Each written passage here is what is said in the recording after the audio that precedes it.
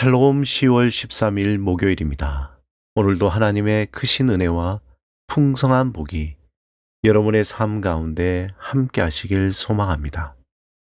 이 시간 시편 말씀을 읽고 묵상하며 하나님 앞에서 침묵으로 기도드리겠습니다. 시편 96편 5절에서 7절.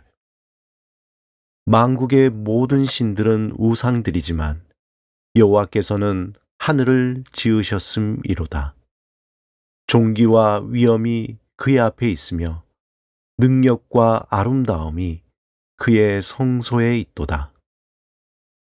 만국의 족속들아, 영광과 권능을 여호와께 돌릴지어다. 여호와께 돌릴지어다.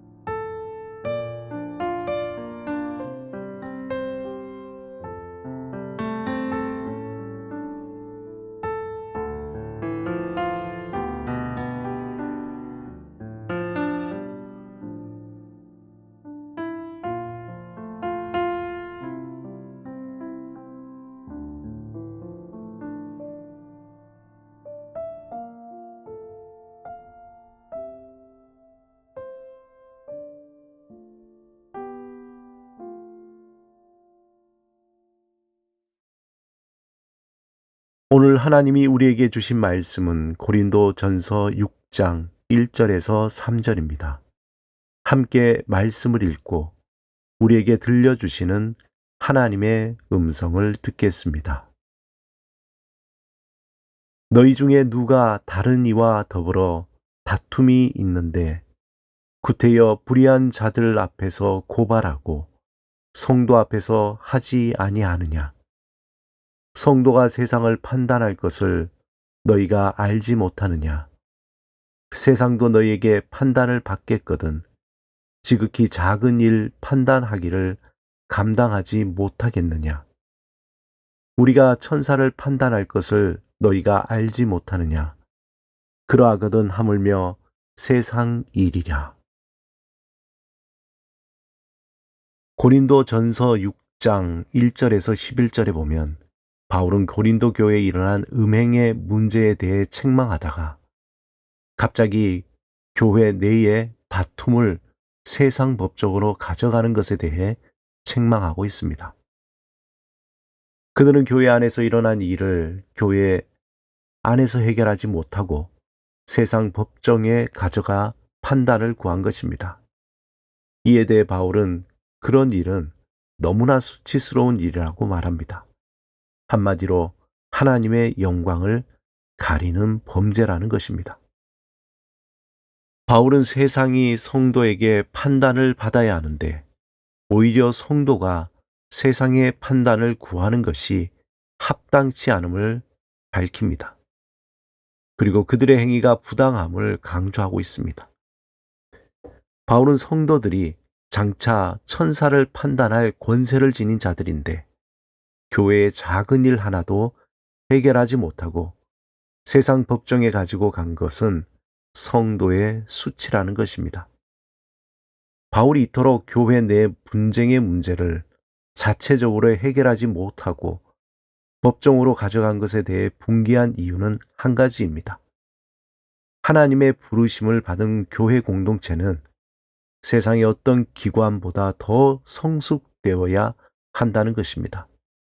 왜냐하면 하나님의 은혜를 받은 자들이 진실로 그 은혜가 얼마나 크고 깊은지 안다면 교회 내 문제를 법정까지 끌고 갈 이유가 없다는 것입니다.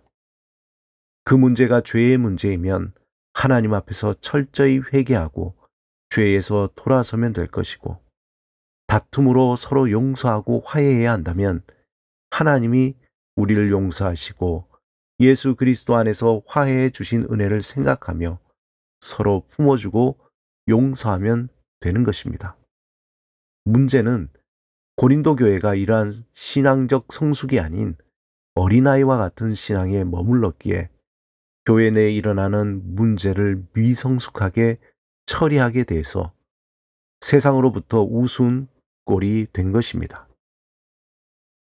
지금도 고린도의 교회와 같은 문제로 세상이 교회를 걱정해야 하는 일들이 많이 일어나고 있습니다. 세상 사람들이 교회의 거룩함을 보고 두려워해야 하고 자신의 죄악을 부끄러워해야 하는데, 오히려 교회의 미성숙함과 타락함으로 교회를 비난하고 업신여기며 자신의 죄악에 대해 무감각해지고 있습니다. 사랑하는 여러분, 하나님의 거룩함을 회복하는 교회가 되기를 간절히 기도해야 합니다.